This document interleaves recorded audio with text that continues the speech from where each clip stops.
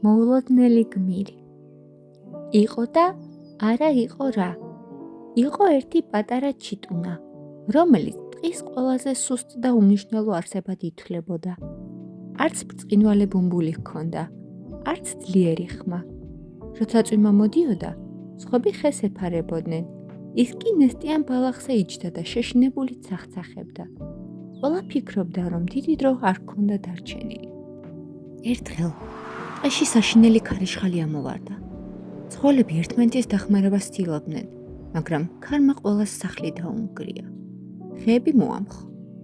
სწორედ მაშინ, როცა ყველაზე დიდი საფრთხე იყო, ეს პატარა ჩიტუნა მაღლა აფრინდა იქამდე, სადაც ქარი ყველაზე ძლიერად უბერავდა. ყველა მიფიქრა, რომ დამარცხდებოდა. ქარი შორს წაიღებდა და ვეღარ დაბრუნდებოდა. მაგრამ ქარს კი არ შეუშინდა. პირიქით, ფრთები გაშალა და მისივე მთელი ძალა გამოიყენა. ქარმა ის მაღლა აიტაცა, იმაზე მაღლა, ვიდრე ოდესმე სხვა ჩიტს უფრენია. როდესაც ქარიშხალი ჩადგა, ყველა ცხოველი და ფრინველი თავშესაფარს ეძებდა. სწორედ ამ პატარა ჩიტუნამ მაღლიდან ნახა უსაფრთხო ადგილი და ყველა იქით წაიყვანა.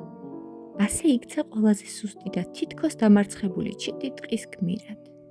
ჭირი იქა, ფხინი აქა, კატო იქა, ფქვილი აქა.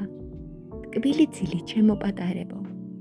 გამოიწერეთ ჩემი არხი მეტის ღაპრისათვის.